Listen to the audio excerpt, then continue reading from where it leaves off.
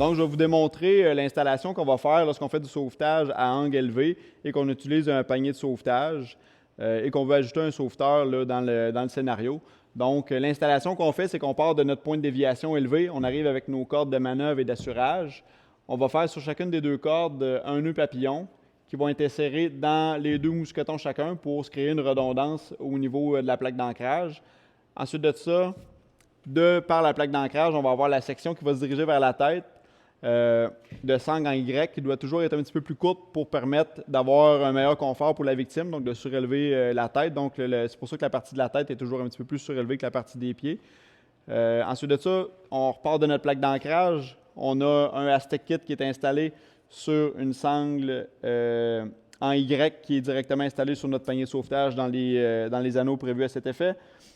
Le Aztec Kit qui va être au niveau des pieds va nous permettre de passer notre panier de sauvetage d'un plan horizontal vers un plan vertical. Donc, advenant le cas où on a à passer un obstacle, on va être capable d'ajuster notre panier en fonction de notre terrain, notre environnement. Par la suite, on reprend au niveau de nos nœuds papillons. Donc, on a sur la corde rouge qui va servir de point de contact d'assurage au niveau de notre sauveteur.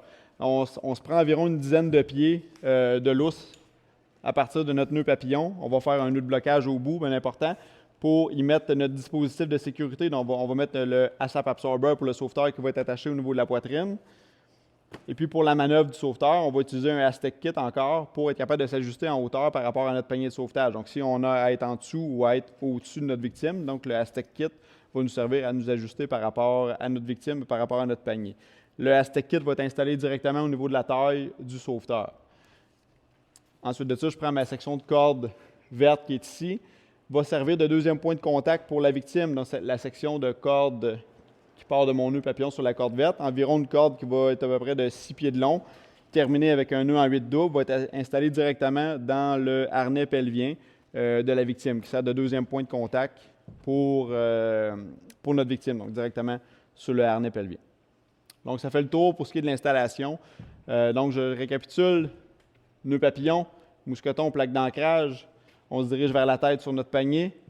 Vers les pieds, Aztec Kit, sangle d'ancrage directement sur notre panier. Et pour notre sauveteur, ASAP sur une corde d'environ 10 pieds excédentaire. Aztec Kit pour la manœuvre du sauveteur. Et un deuxième point de contact pour notre victime directement sur le harnais pelvien. Pour le positionnement du sauveteur, lorsqu'on fait une manœuvre de sauveteur avec un basket, donc on a notre sauveteur qui est installé Aztec Kit au niveau de la taille, ASAP Absorber au niveau de l'assurage sur la corde rouge.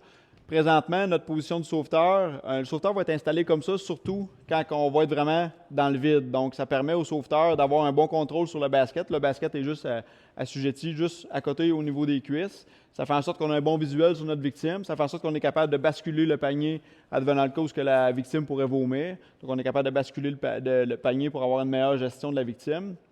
Et puis, si on est vraiment, on n'a aucun contact sur une paroi, bien, c'est la position qu'un sauveteur doit adopter, donc toujours en dessous de notre panier de sauvetage. Si on a un contact sur une paroi comme ici, le sauveteur doit être installé comme ça seulement en descente. Donc, en descente, le sauveteur peut avoir un bon contrôle sur sa paroi et un bon contrôle sur son panier en même temps. Par contre, en remontée, si on a un contact sur une paroi, le sauveteur doit se retrouver dans le triangle que nos sangles d'ancrage après notre panier vont créer. Donc, le sauveteur, avec son Aztec Kit, va être capable de se remonter pour aller s'installer par-dessus la victime pour avoir un meilleur contrôle avec ses pieds, pour être capable d'éviter des obstacles, par exemple un surplomb en montant, pour être capable de gérer avec ses pieds, pour être capable de dégager le panier de la paroi.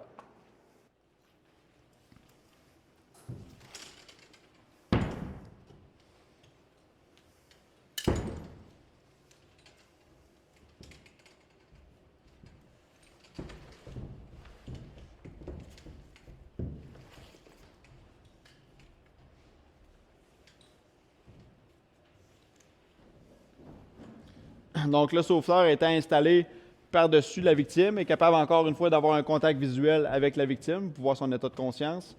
Mais à partir de là, le sauveteur est capable d'aller tirer les sangles d'ancrage qui sont sur le panier pour vraiment dégager le panier de tout obstacle. Il est capable de mieux gérer la distance en remontée pour gérer les surplombs, gérer les obstacles. Donc, lorsqu'un sauveteur a un contact avec une paroi doit toujours être dans le triangle qui est créé par nos sangles d'ancrage, donc au-dessus du panier de sauvetage. Et lorsqu'on est en descente, en contact, on va se retrouver en dessous. Ou si vraiment on est libre, exemple qu'on pourrait être suspendu au niveau d'une échelle aérienne, donc on n'a aucun contact sur une paroi, donc le sauveteur va s'installer toujours en dessous du panier de sauvetage.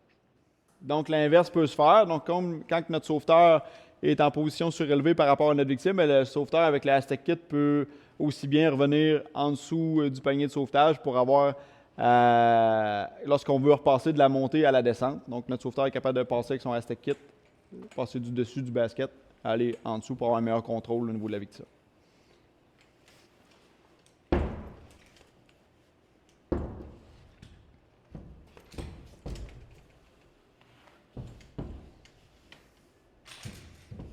Ça fait en sorte que le sauveteur, par après, avec la Kit, est capable d'avoir un bon positionnement par rapport à son panier de sauvetage. Au niveau du positionnement du panier de sauvetage, donc on peut avoir deux approches qu'on peut faire avec le panier de sauvetage. Donc si on a à gérer des obstacles, si on a à gérer des endroits qui sont restreints, donc on est capable avec notre installation d'Aztec Kit qu'on a fait de passer d'un panier qui est à l'horizontale vers un panier vertical. Donc, le sauveteur va faire la démonstration. Dans le fond, là, présentement, notre panier est à l'horizontale. Et avec le Aztec Kit qui est au niveau des pieds, on est capable de venir ajuster notre panier, faire en sorte là, de faire basculer les pieds vraiment aux 90 degrés vers le sol.